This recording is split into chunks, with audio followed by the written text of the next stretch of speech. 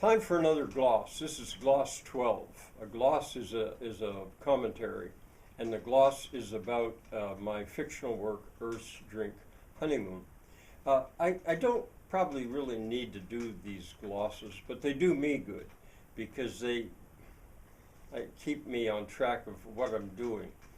Although I'm really at the point where I could just keep charging through the story. I'm up to, I think, 22 chapters, each chapter about 10 minutes long, maybe 23, I don't know. Well, it was a good place to pause because I've got all of my characters positioned where I can leave them and come back. I now have 3 venues that's occurred to me. That there's the married couple, Heidi and Peter.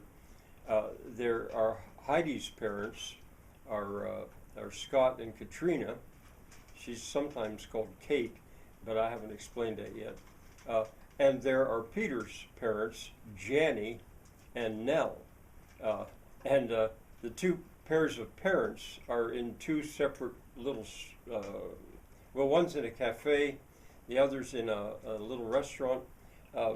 And Heidi and Peter, they went back to bed. Hard to blame them. This is you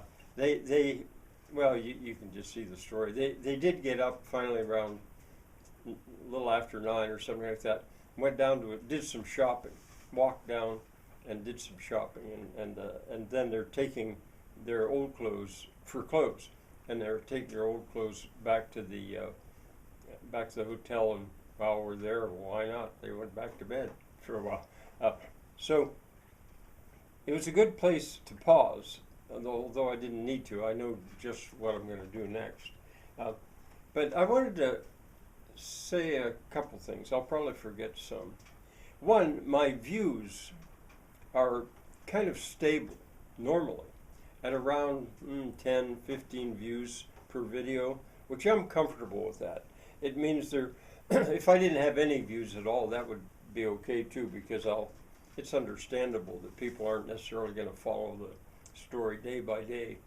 They could just go to the playlist, which maybe I should give the link here, the playlist for the glosses, and it would just go right down through them, explaining what I'm doing, and a playlist for the story itself.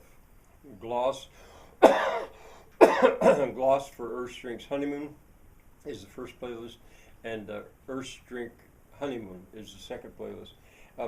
But there was an exception. In the last gloss, I said I had a dilemma, because Roaring Spring has a dilemma in a way. How to describe Earth's Drink 6 years from now, and still try to keep it believable. And it has to do with it has to do with a lot. Well, the deed's done.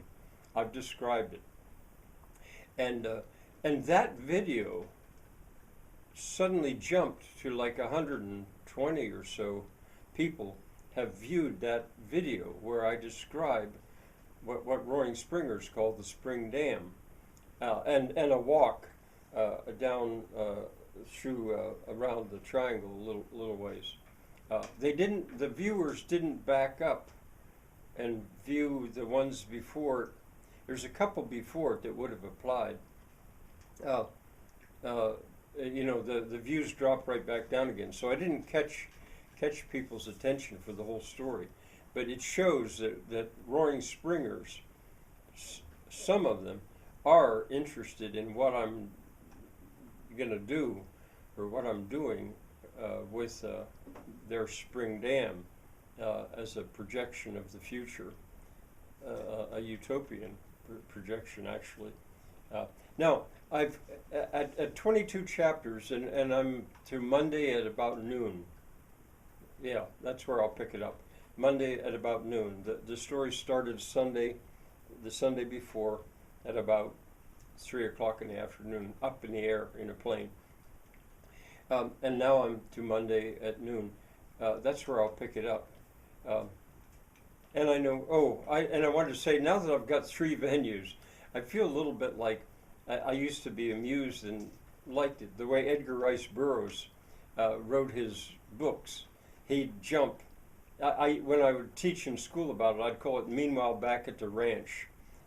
technique, where you have a story going on, but you jump from one venue to the other. Um, I guess the one other thing I wanted to say was that I've bought a copy of Walden too. I had read it, I think, or thought about reading it way back when I was probably in high school. Probably in high school. And I remember not really liking it that much. But then I got thinking, I should take a look at this because this is a utopian work.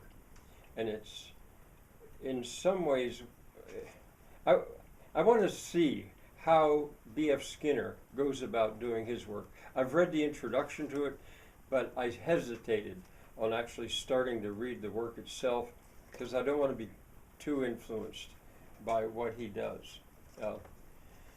So, I guess I'm a little tempted to tell you some of the other stuff that's going on in my life as I'm telling this story, because I have a very active outdoor farmer's life, but I won't.